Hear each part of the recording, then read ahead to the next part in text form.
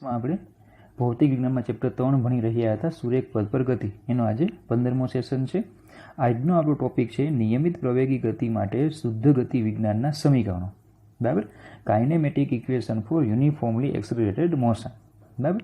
ચલો ટોપિકની શરૂઆત કરીએ. નિયમિત પ્રવેગી ગતિ માટે શુદ્ધ ગતિ વિજ્ઞાનના સમીકરણો. બરાબર. ચાલો હવે સમજો કે આપણે ટોપિકમાં જે શું ચર્ચા કરવાની છે કે ધારો કે આપણે એક કોઈ કણ છે, ધારો કે ગતિ કરે છે, તો એની ગતિના વર્ણન માટે આપણે આવું ભણી ગયા હતા કે ધારો કે કોઈ એક કણ છે એ ધારો કે એક અક્ષની દિશામાં આ રીતે ગતિ કરે છે.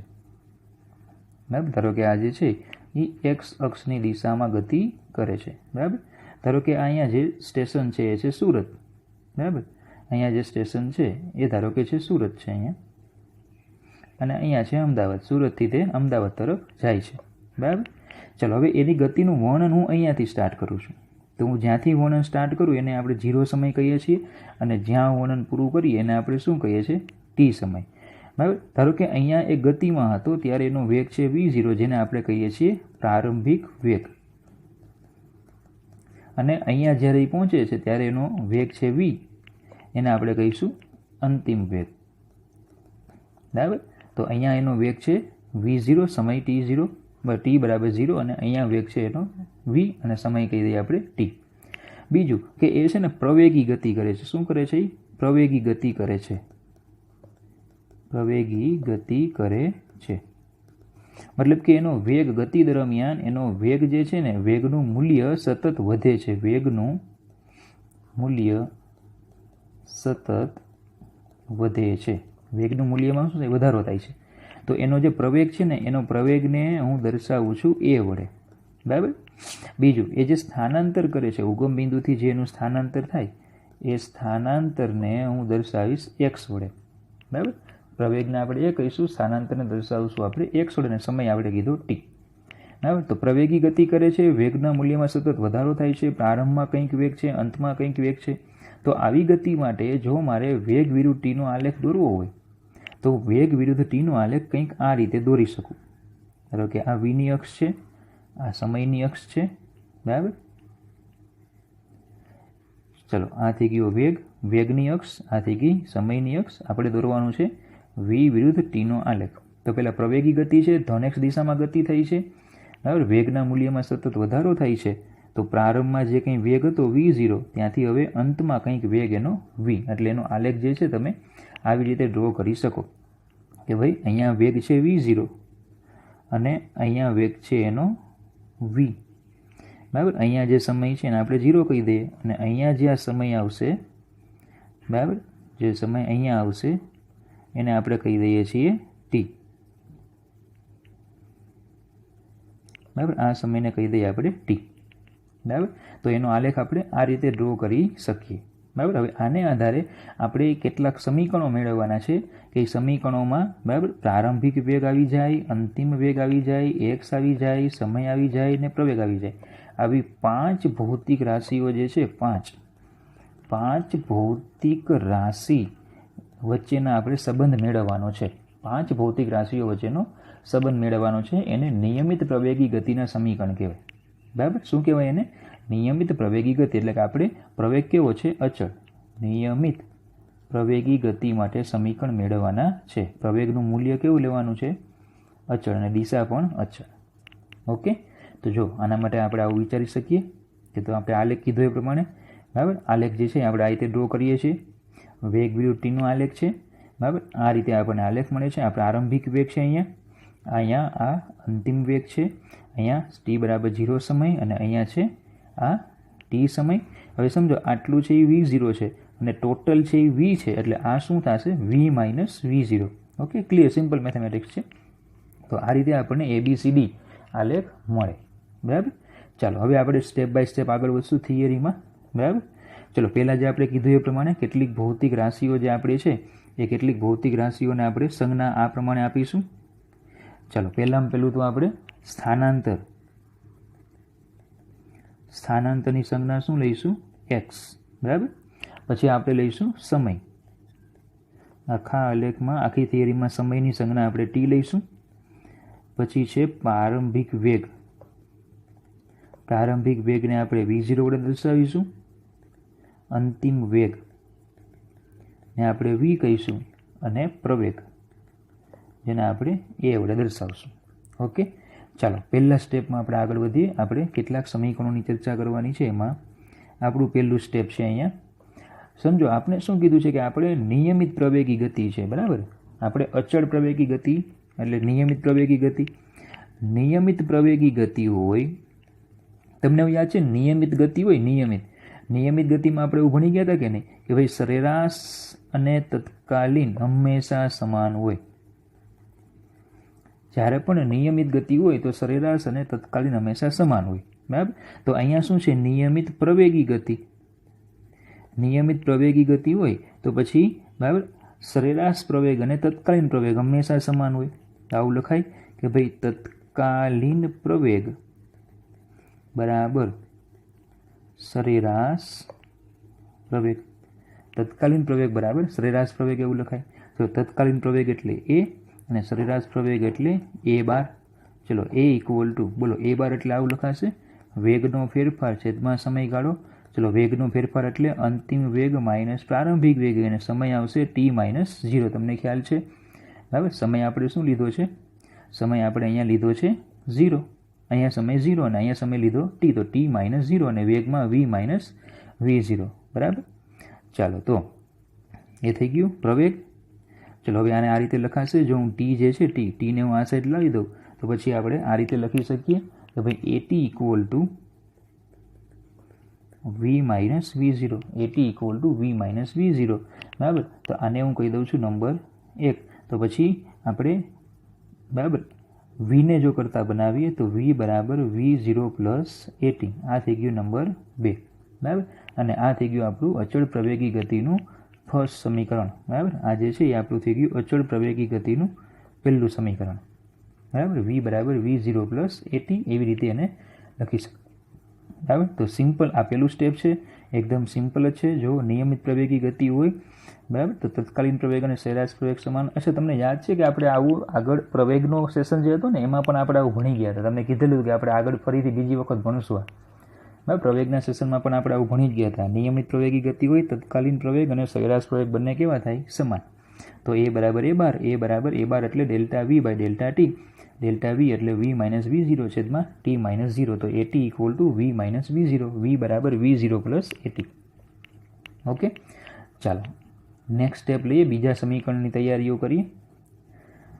ચલો હવે જો બીજું સમીકરણ સમજો. તમને આપણે અહીંયા આખો આલેખ લીધો કે નહીં અહીંયા બરાબર. આપણે જે આલેખ લીધો તમને ખ્યાલ છે વેગ વિરુદ્ધ ટીનો આલેખ હોય, v વિરુદ્ધ ટીનો આલેખ હોય, એનું જો હું ક્ષેત્રફળ લઉં, વેગ વિરુદ્ધ ટીનો આલેખ છે બરાબર, એનું જો આપણે ક્ષેત્રફળ લઈએ ઓકે એનું છે તો હું ક્ષેત્રફળ લઉં તો એ ક્ષેત્રફળ આટલું થશે બરાબર.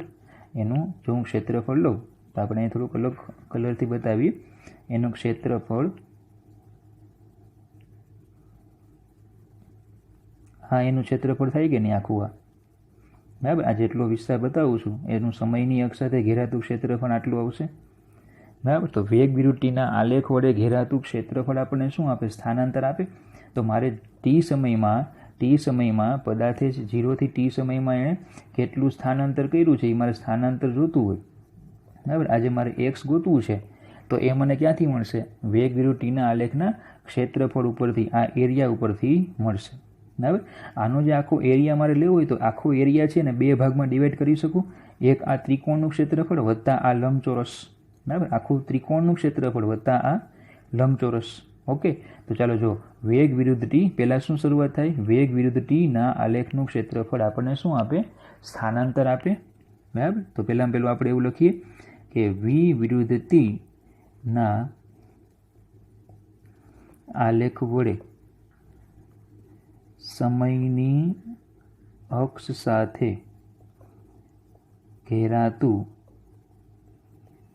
ક્ષેત્રફળ સ્થાનાંતર આપે છે બરાબર. તો પછી આપણે આવું લખી શકશું કે x ઇક્વલ ટુ લંબચોરસ. ચાલો જોજો કયો લંબચોરસ હતો, જોઈ લઈએ ફરીથી. લંબચોરસ છે આપણું OACD. લંબચોરસ છે OACD નું ક્ષેત્રફળ વત્તા ત્રિકોણ ABC નું ક્ષેત્રફળ યાદ છે જુઓ અહીંયા બરાબર ત્રિકોણ આ ત્રિકોણ આવશે ABC એનું ક્ષેત્રફળ બરાબર. ચલો હવે લંબચોરસનું ક્ષેત્રફળ કેટલું આવશે જો અહીંયા લંબચોરસનું ક્ષેત્રફળ કેટલું આવશે તો કે આટલો સમય ટી છે લંબાઈ ગુણ્યા પહોળાઈ થાય કે નહીં તો આ ટી અને આ V0 એટલે V0 ગુણ્યા ટી બરાબર. અને ત્રિકોણનું ક્ષેત્રફળ શું આવશે યાદ છે તમને સૂત્ર હાફ ગુણ્યા પાયો ગુણ્યા વેધ બરાબર. તો હાફ ગુણ્યા પાયો કેટલો થશે ટી અને વેધ કેટલો થશે V માઇનસ V0 બરાબર.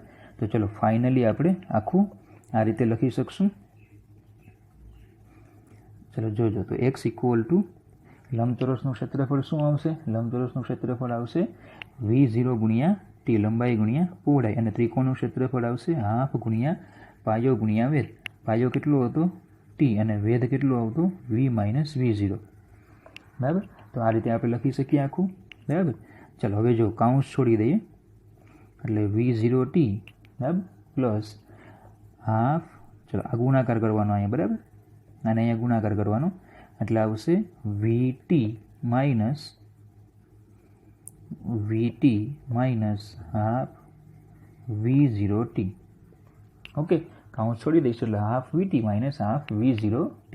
ચલો હવે જો આ હાફ V0t અને આ V0t એટલે આ બંનેમાં શું થશે આ બંને છે એની શું થશે બાદબાકી થાય એટલે આવું લખાય x ઇક્વલ ટુ ચલો આ છે અહીંયા આખું V0t અને એમાંથી અડધું જાય તો અડધું વધે એટલે આવું લખાશે હાફ V0t અને પ્લસ હાફ VT તો છે જ બરાબર. હાફ V0t હાફ VT તો અહીંયા છે જ ઓકે હાફ VT તો છે જ. ચલો ફાઇનલી આપણે આવું લખી શકીએ કે x ઇક્વલ ટુ ચલો ટી કોમન નીકળે એને પાછળ રાખવું અને બગડો છે ને છેદમાં રાખવું તો હું આવું લખીશ V plus V0 by 2 into t V plus V0 by 2 into t આપણે આવું લખી શકીએ બરાબર. તો ચલો આ થઈ ગયું આપણું બીજું સમીકરણ નિયમિત પ્રવેગી ગતિ માટે બરાબર. આ પેલું સમીકરણ હતું અને આ થઈ ગયું આપણું સમીકરણ બીજું. જો ખ્યાલ આવી જાય બરાબર. ચાલો તો આવડશે આખું આ સમીકરણ કઈ રીતે મેળવવાનું તે બરાબર. ચાલો હવે બીજું કે આપણે હજી અહીંયાથી આગળ વધીએ આ સમીકરણ છે ને ત્યાંથી આપણે થોડુંક આગળ વધીશું બરાબર. x equal to V0t plus half T V minus V0 છે આ સમીકરણમાં. હવે સમજો મારે છે ને એ સમીકરણમાં V માઇનસ V0ની કિંમત મૂકવી છે બરાબર. શું કરું છું મારે સમીકરણમાં V માઇનસ V0 જે છે એની મારે શું મૂકવી છે કિંમત તો ક્યાંથી મળશે તો આગળ જો ઉપરનું સમીકરણ જો પહેલું સમીકરણ જો એમાં V માઇનસ V0 છે કે નહીં તો એ V માઇનસ V0 બરાબર શું લખાય AT બરાબર. તો હવે જો આ સમીકરણ આ રીતે લખી શકું x equal to V0t plus half T V minus V0 એટલે શું લખાશે AT. તો x equal to V0t plus half AT square આવું લખાય. તો ચલો આ આપણું ત્રીજું સમીકરણ આવી ગયું આ થઈ ગયું આપણું ત્રીજું સમીકરણ બરાબર V0t plus half AT square બરાબર. ચાલો તો થઈ ગયું ખ્યાલ આવી ગયો કે આ સમીકરણમાં આપણે બે ભાગમાં જવાનું એક આ રીતે જવાનું સીધું અને એક અહીંયાથી બરાબર ડાયવર્ઝન લેવાનું ઓકે. તો આપણે બે એક્સના સમીકરણ મળ્યા. હવે સમજો હું આ જે સમીકરણ મળ્યું છે ને આપણું V પ્લસ V0 બાય 2 એનું આમ પણ લખી શકું. અચ્છા જો બે વેગનો સરવાળો ભાગ્યા 2 એટલે સરેરાશ એવું કહેવાય કે નહીં તો આને શું કહી દઉં V બાર ઇન્ટુ ટી. તો જ્યાં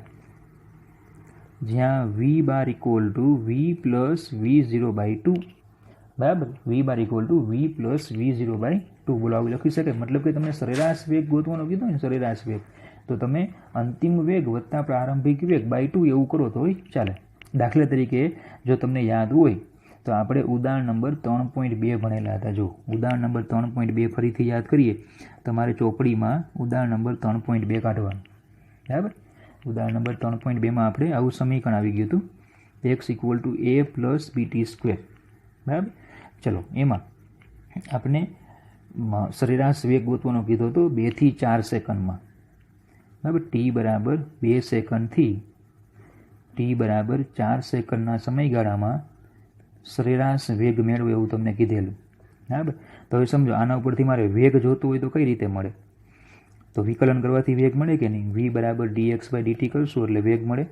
ચલો વિકલન કરો તો એ તો અચળ, અચળનું વિકલન 0, બી અચળ, બરાબર અચળ છે વિકલનની બહાર આવશે કારણ કે ટીની સાથે છે, ટી સ્ક્વેરનું વિકલન થશે 2t એટલે ફાઇનલ v મળી જાય આપણને v ઇક્વલ ટુ 2bt. ચલો બી તમને ખ્યાલ છે, બીની કિંમત આપણને બરાબર બીની કિંમત આપણને આપેલી હતી, તો એ બીની કિંમત આપણે જો મૂકશું બરાબર તો એ પ્રમાણે આપણને વેગ મળે. ચલો પણ એની પહેલાં બી જે છે એ બીની કિંમત આપણને ટેક્સ્ટ બુકમાં કંઈક આ રીતે આપેલી હતી, બીની કિંમત 2.5, તો v equal to 2 into 2.5t એટલે v બરાબર 5 ઇન્ટુ t. ચલો હવે t બરાબર 2 સેકન્ડે વેગ જે આવે એને હું શું કહી દઉં? પ્રારંભિક કહી દઉં, અને t બરાબર 4 સેકન્ડે જે મને વેગ મળે એને હું અંતિમ કહી દઉં, બરાબર. તો ચલો 5 ગુણ્યા 2 એટલે વેગ કેટલો આવશે? 10 મીટર સેકન્ડ ઇન્વર્સ, અને અહીંયા 5 ગુણ્યા 4 એટલે એ થઈ જશે 20 મીટર સેકન્ડ ઇન્વર્સ. તો બોલો વેગ મળી ગયો. તો પછી v બાર એટલે હમણાં નવું સૂત્ર શું ભણી ગયા? v પ્લસ v0/2 એટલે 20 વત્તા 10 ભાગ્યા 2, બરાબર એટલે બોલો 15 મીટર સેકન્ડ ઇન્વર્સ. બોલો આ રીતે આવશે. અને બોલો ત્યારે પણ આપણે આવું લાવેલા, બરાબર. પણ સૂત્ર કયું લીધું હતું આપણે? કે ભાઈ સૂત્ર સરેરાશ વેગ આપણે ગોતવાનો હતો, તો સરેરાશ વેગ એટલે લીધેલું આપણે સ્થાનાંતરના છેદમાં સમયગાળો, એમાં લીધેલું x(4 - x(2) છેદમાં 4 - 2 કરીને આપણે 15 મીટર સેકન્ડ ઇન્વર્સ લાવેલા. તો બોલો આજે તમને આ બીજી મેથડ મળી ગઈ. સરેરાશ વેગ તમારે ગોતવો હોય ને તો v પ્લસ v0/2 આ સૂત્રનો પણ તમે ઉપયોગ કરી શકો, આનો પણ ઉપયોગ કરી શકો. Okay, v plus v0/2. પણ એક ખાસ ધ્યાન રાખવાનું છે અહીંયા કે ભાઈ આ સૂત્ર એપ્લાય થાય પણ ક્યારે? તો યાદ રાખજો, બરાબર, ખાસ યાદ રાખજો, એ સૂત્ર એપ્લાય થાય પણ ક્યારે? તો કે માત્ર અચળ પ્રવેગી ગતિ માટે જ, બરાબર. ખાસ યાદ રાખવાનું, આ સૂત્ર તમે એપ્લાય કરી શકો, જવાબે તમને મળે, સરેરાશ વેગ તમે ગોતી શકો, પણ ક્યારે? માત્ર અચળ પ્રવેગી ગતિ માટે. તમે પ્રશ્ન થાય કે સર તો પછી આપણે ઉદાહરણ 3.2 ગણ્યો તેમાં પ્રવેગ અચળ હતો? જો ચેક કરો, આનો વિકલન કરો તો પ્રવેગ મળે કે નહીં? પ્રવેગ a ઇક્વલ ટુ 5, ટીનું વિકલન 1. બોલો a ઇક્વલ ટુ 5 મળ્યો. આ 5 કેવો કહેવાય? અચળ. અને એટલા માટે આપણે આવું કરી શકીએ, બરાબર. તો આ ખાલી તમને જસ્ટ એક્સ્ટ્રા માહિતી, તમને કન્સેપ્ટ થોડો ખબર પડે સૂત્ર ક્યારે એપ્લાય કરવાનું એનું, બરાબર. એટલા માટે તમને આ થિયરીમાં વચ્ચે આવું ઉદાહરણ લીધું, બરાબર. ચાલો આપણે શું કરવાનું છે? આ સૂત્રથી આપણે આગળ વધવાનું છે. ઓકે, તો જો ધ્યાન આપજો, x equal to v plus v0/2 into t છે. હવે એમાં મારે છે ને ટીની કિંમત મૂકવાની છે. ક્યાંથી મૂકીશું? સમીકરણ 1 ઉપરથી. અહીંયાથી આપણે ટીને કરતાં બનાવો તો આવું લખાય, જો t equal to v minus v0/a આવું લખાય કે નહીં? એ ટીની કિંમત આપણે આ સમીકરણમાં મૂકી દઈએ. તો ચલો આવી રીતે લખાશે કે x equal to v plus v0/2 into t. T કેટલા? v માઇનસ v0/a, બરાબર. ચલો અહીંયા જ આપણે આગળ વધીએ. સમજો, તમને ખ્યાલ છે મેથ્સ 10મું ધોરણ maths a minus b, a plus b, તો શું આવે? a square minus b square, બરાબર. તો ચલો આને પણ અહીંયા આપણે એપ્લાય કરીએ. તો v plus v0, v minus v0 એટલે શું થશે? v square minus v0 square by 2a. Finally આપણે આવું સૂત્ર લખી શકીએ, v square minus v0 square બરાબર 2ax. ઓકે, 2a ને તમે અહીંયા લઈ લો એટલે v square minus v0 square બરાબર 2ax એવું લખી શકીએ. તો ચલો આ થઈ ગયું આપણું નવું સમીકરણ, બરાબર. તો ચલો પ્રવેગી ગતિના આપણને કેટલા સમીકરણ મળ્યા? 4, બરાબર. એક તો આવડું આ v બરાબર v0 પ્લસ at, બરાબર. ચલો બીજું સમીકરણ x equal to v0t plus half at square. ત્રીજું x equal to v plus v0/2 into t, અને આ થઈ ગયું ચોથું v square minus v0 square બરાબર 2ax, બરાબર. તો બોલો ખ્યાલ આવી જાય, બરાબર. અને આ એક ખાસ ધ્યાન રાખવાનું, બરાબર. v પ્લસ v0/2 જે છે એ તમારે ખાસ ધ્યાન રાખવાનું, અને તમારે આ બાબત પણ યાદ રાખવાની કે એ સમીકરણ માત્ર ને માત્ર પ્રવેગી ગતિ માટે જ મળે. Okay, v bar equal to v plus v0/2. જો બીજું એક ઘણી બુકમાં આપણે આ રીતે પણ લખેલું હોય છે કે ભાઈ આપણે સમીકરણ લખ્યું ને કે ભાઈ v bar equal to v plus v0/2 આવું લખ્યું. આ શું છે? આ છે સરેરાશ વેગ. આ સરેરાશ વેગ છે કે નહીં? અને આને શું કહેવામાં આવે? વેગોની સરેરાશ. ઓકે, જોજો બે શબ્દો અલગ અલગ છે, બરાબર. વેગોની સરેરાશ. આ છે ને, આ વી બાર એટલે સરેરાશ વેગ, અને આ વી પ્લસ v0/2 એટલે આ વેગો છે એનો સરવાળો ભાગી આવે એટલે વેગોની સરેરાશ લીધી. અચળ પ્રવેગી ગતિ હોય ને, અચળ પ્રવેગી ગતિ, તો સરેરાશ વેગ અને વેગોની સરેરાશ બંને સમાન હોય. અચળ પ્રવેગી ગતિ માટે સરેરાશ વેગ અને વેગોની સરેરાશ બંને કેવી હોય? સમાન જ હોય. ખાસ ધ્યાન રાખો. બરાબર. ચાલો, તો ફાઇનલી આપણે આખું લિસ્ટ બનાવીએ સમીકરણોનું, કે આપણા સમીકરણ કેટલા થયા. ઓકે, તો નિયમિત પ્રવેગી ગતિના સમીકરણો. ચાલો, પહેલું સમીકરણ v બરાબર v0 પ્લસ at. બીજું સમીકરણ x equal to v0t plus half at². ત્રીજું સમીકરણ x equal to v plus v0/2 into t. અને ચોથું સમીકરણ થઈ ગયું v² માઇનસ v0² બરાબર 2ax. ઓકે, તો 4 સમીકરણ આપણા થયા હતા. બરાબર. ચાલો, એ 4 સમીકરણો, એક આ v બરાબર v0 પ્લસ at, બીજું x equal to v0t v plus v0/2 into t, x equal to v0t plus half at² અને v² માઇનસ v0² બરાબર 2ax. બરાબર. તો એવા આપણે કેટલા સમીકરણ મળ્યા હતા? 4. બરાબર. ચાલો, તો હવે સમીકરણો આપણે આ રીતે મળ્યા.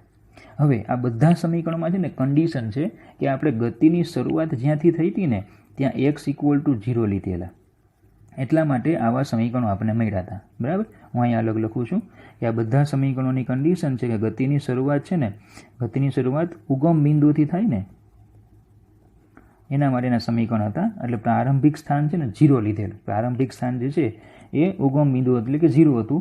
બરાબર. પણ ધારો કે ગતિની શરૂઆત ઉગમ બિંદુથી ન થાય. ઓકે, ગતિની શરૂઆત જે છે એ ઉગમ બિંદુથી નથી થતી, ઉગમ બિંદુથી થતી નથી. બરાબર. તો પછી આપણે શું કરવું પડશે? ઉગમ બિંદુ થતું ન હોય ને તો પણ એક્સ એટલે તો આપણે શું લખવું પડશે? સ્થાનાંતર. કારણ કે એક્સને આપણે સ્થાનાંતર લીધેલું કે નહીં? આ જે એક્સ છે એ આપણે શું કીધેલું? સ્થાનાંતર છે.